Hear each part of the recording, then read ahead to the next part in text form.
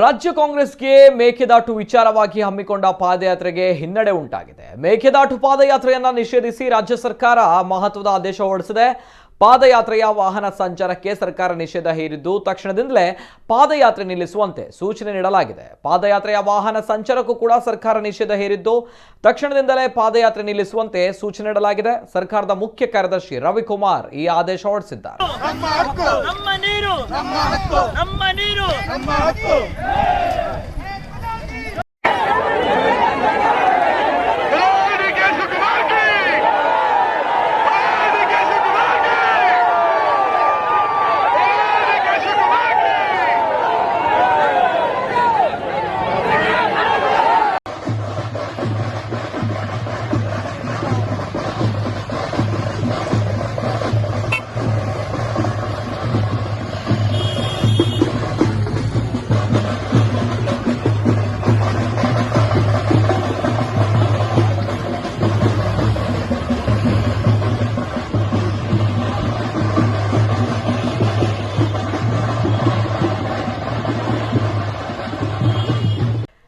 ಈ ಬಗ್ಗೆ ನಮ್ಮ ಜೊತೆ ದೂರವಾಣಿ ಸಂಪರ್ಕದಲ್ಲಿ ನೇರವಾಗಿ ಐವನ್ ಡಿಸೋಜ್ ಅವರಿದ್ದಾರೆ, ಕಾಂಗ್ರೆಸ್ ಮುಖಂಡರು. ಸರ್ ನಮಸ್ತೆ.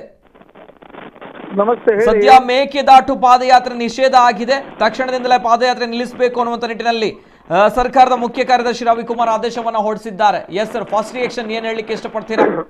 ಇದು ಒಂದು ದ್ವೇಷದ ಮನೋಭಾವದಿಂದ ಮಾಡಿದ್ದಾರೆ. ಸರ್ಕಾರಕ್ಕೆ ಇವತ್ತು ಇದು ಹೋರಾಟ ಏನಿದ್ರು ಅದು ಸರ್ಕಾರದ ಪರವಾಗಿರ್ತಕ್ಕಂಥ ಹೋರಾಟ ಮತ್ತು ನೀರಿಗಾಗಿ ಹೋರಾಟ. ಇದು ರಾಜಕೀಯಕ್ಕಾಗಿ ಇದು ಹೋರಾಟ ಅಂದ್ರೆ ಅಲ್ಲ.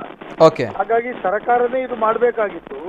ಸರ್ಕಾರದ ಮೇಲೆ ಒತ್ತಡ ತರಲಿಕ್ಕೆ ಏನು ವಿರೋಧ ಪಕ್ಷಗಳಿಗೂ ತನ್ನ ಜವಾಬ್ದಾರಿಯನ್ನು ಹರಿತು ಮಾಡಿದ್ದಾರೆ. ಇದರ ಮೇಲೆ ಇವತ್ತು ಪ್ರಾರಂಭದ ದಿನದಿಂದ ಕೂಡ ಇವತ್ತು ಬಿಜೆಪಿ ಸರ್ಕಾರ ಇದನ್ನ ತಡೆಯಲಿಕ್ಕೆ ಬೇಕಾದಂತ ಎಲ್ಲಾ ಪ್ರಯತ್ನಗಳನ್ನ ಮಾಡಿದೆ. ಹಾಗಾಗಿ ಇದು ಒಂದು ದ್ವೇಷದ ಒಂದು ಚಿಂತನೆ ಮತ್ತು ದ್ವೇಷಕ್ಕಾಗಿ ಮಾಡಿದಂತ ರಾಜಕಾರಣ ಹೊರತು ಬೇರೆ ಏನೂ ಅಲ್ಲ ಅಂತ ನಾನು ಈ ಸಂದರ್ಭದಲ್ಲಿ ಹೇಳಿಕ್ ಬಯಸ್ತೇನೆ. ಮತ್ತು ಸರ್ಕಾರ ಯಾವಾಗಲೂ ಜನಪರವಾಗಿರ್ಬೇಕು, ಜನರ ಪರವಾಗಿ. ಇವತ್ತು ಸುಮಾರು 28 ವಿಧಾನಸಭಾ ಕ್ಷೇತ್ರಗಳಿಗೆ ಬೆಂಗಳೂರಿನಲ್ಲಿ ಕುಡಿಯುವ ನೀರಿನ ಇವತ್ತು ಅಲ್ಲಿ ಹಾಹಾಕಾರ ಇದೆ, ಕುಡಿಯುವ ನೀರಿನ ಕೊರತೆ ಇದೆ. ಇದರ ಪರವಾಗಿ ನಾವು ಹೋರಾಟ ಮಾಡಿದ್ದೇವೆ ಹೊರತು ಇದರಿಂದ ಯಾರಿಗೂ ನಷ್ಟ ಆಗುದಿಲ್ಲ. ತಮಿಳುನಾಡಿಗೂ ತೊಂದರೆ ಆಗುದಿಲ್ಲ. ನಮ್ಮ ನೀರು, ಮಳೆ ನೀರನ್ನ, ನಮ್ಮ ನೀರನ್ನ ನಮ್ಗೆ ಹಕ್ಕು ಕೊಡಿ ಅಂತ ಕುಡಿಯುವ ನೀರನ್ನ ರಕ್ಷಣೆ ಮಾಡ್ಲಿಕ್ಕೆ ಮಾಡಿದಂತ ಹೋರಾಟಕ್ಕೆ ಯಾವಾಗ ಈ ಸರ್ಕಾರ ಇದರ ವಿರೋಧವಾಗಿ ಕ್ರಮ ತೆಗೆದುಕೊಳ್ತದೋ ಅದು ಈ ಸರ್ಕಾರದ ಕೊನೆ ಮತ್ತು ಇತಿಯನ್ನು ಕಂಡುಕೊಳ್ಳುವಂತ ಒಂದು ತೀರ್ಮಾನ ಅದು ಮಾಡಿದೆ. ಈ ಸರ್ಕಾರಕ್ಕೆ ಕೊನೆಯ ಬಹುಶಃ ಆದೇಶ ಆಗ್ತದೆ ಅಂತ ನಾನು ಭಾವಿಸ್ತೀನಿ. ಸರ್, ಇದು ಬಹುಶಃ ಈ ಮೇಕೆದಾಟು ಪಾದಯಾತ್ರೆ ನಾಟ್ ಓನ್ಲಿ ಸರ್ಕಾರದ ವಿಚಾರವಾಗಿ, ಪಕ್ಷದ ವಿಚಾರವಾಗಿ, ಪಕ್ಷಾತೀತವಾಗಿ ಜನರ ಕೆಂಗಣ್ಣಿಗೂ ಕೂಡ ಗುರಿಯಾಗಿತ್ತು. ಯಾಕಂದ್ರೆ ಕೋವಿಡ್ ಟೈಮ್ ಅಲ್ಲಿ ಇಂತಹ ಪಾದಯಾತ್ರೆಗಳು ಬೇಕಿತ್ತಾ ಅನ್ನುವಂತಹ ವಿಚಾರಗಳ ನಡುವೆ ಇದೀಗ ಹೈಕೋರ್ಟ್ ಕೂಡ ತರಾಟೆಗೆ ತೆಗೆದುಕೊಂಡಿರುವಂತದ್ದು ಗೊತ್ತಿರುವಂತಹ ವಿಚಾರ.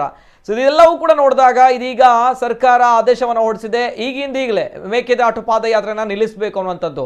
ಇದು ಬಹುಶಃ ರಾಜ್ಯ ಕಾಂಗ್ರೆಸ್ಗೆ ಹಿನ್ನಡೆಯಾಗುತ್ತೆ ಇನ್ನು ಮುಂದಕ್ಕೆ, ಅಥವಾ ಇದೇನ್ ಯಾವ ರೀತಿ ನೋಡ್ತೀರಾ ಈ ಒಂದು ರಿಸಲ್ಟ್ ಅನ್ನ? Yes sir. ಇವತ್ತು ಹಿನ್ನಡೆ ಅಂತ ಹೇಳುವಂತ ಪ್ರಶ್ನೆ ನಾನು ಒಪ್ಪುದೇ ಇಲ್ಲ. ನಾವು ಏನು ಹೋರಾಟ ಪ್ರಾರಂಭ ಮಾಡಬೇಕು, ಇದು ಹೋರಾಟ ಪ್ರಾರಂಭ ಮಾಡಿದ್ದೇವೆ. ಇವತ್ತು 4 ದಿವಸಗಳ ಕಾಲ ಹೋರಾಟವನ್ನ ಮಾಡಿದ್ದೇವೆ. ಜನರು ಎಲ್ಲ ಕಡೆಯಿಂದ, ಬಹುಸಂಖ್ಯಾತ ಜನರು ಇದಕ್ಕೆ ಬೆಂಬಲ ನೀಡಿದ್ದಾರೆ.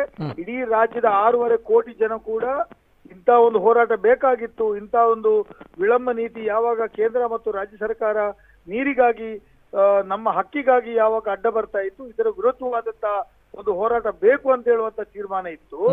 ಹಾಗಾಗಿ ಇವತ್ತು ಕೋರ್ಟ್ ಇರ್ಬೋದು, ಸರ್ಕಾರ ಇರ್ಬೋದು, ಇವರು ಇವತ್ತು ಆದೇಶದ ಮೂಲಕ ನಮ್ಮನ್ನು ತಡೆಯಬಹುದು ಅಥವಾ ಬಂಧಿಸಬಹುದು. ಆದರೆ ಜನರನ್ನ 6.5 ಕೋಟಿ ಜನರನ್ನ ತಡೆಯಲಿಕ್ಕೆ ಮತ್ತು ಬಂಧನವನ್ನ ಮಾಡ್ಲಿಕ್ಕೆ ಬರೋದಿಲ್ಲ. ಹಾಗಾಗಿ ಇದು ಜನರ ವಿರುದ್ಧವಾಗಿರ್ತಕ್ಕಂಥ ತೀರ್ಮಾನವನ್ನ ಸರ್ಕಾರ ತೆಗೆದುಕೊಂಡಿದೆ.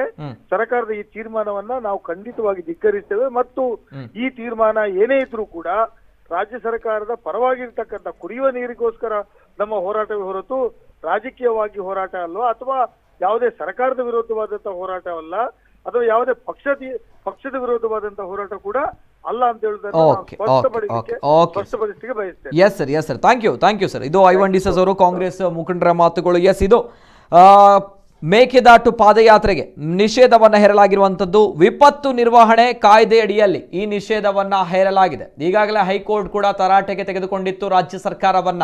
ತಮ್ಗಳಿಗೆ ಈ ಒಂದು ಪಾದಯಾತ್ರೆಯನ್ನ ಯಾಕೆ ನಿಲ್ಲಿಸಲಾಗ್ತಾ ಇಲ್ಲ ಅನ್ನುವಂಥ ಪ್ರಶ್ನೆಯನ್ನ ಈಗಾಗಲೇ ಹೈಕೋರ್ಟ್ ರಾಜ್ಯ ಸರ್ಕಾರಕ್ಕೆ ಕೇಳಿತ್ತು. ಇದೀಗ ವಿಪತ್ತು ನಿರ್ವಹಣೆ ಕಾಯ್ದೆಯಡಿಯಲ್ಲಿ ರಾಜ್ಯ ಸರ್ಕಾರ ಈ ಒಂದು ತೀರ್ಮಾನವನ್ನು ತೆಗೆದುಕೊಂಡಿದೆ. ಈ ಒಂದು ಮಹತ್ವದ ತೀರ್ಮಾನವನ್ನು ತೆಗೆದುಕೊಂಡಿದೆ. ಸರ್ಕಾರದ ಮುಖ್ಯ ಕಾರ್ಯದರ್ಶಿ ರವಿಕುಮಾರ್ ಅವರು ಆದೇಶವನ್ನು ಹೊರಡಿಸಿದ್ದಾರೆ.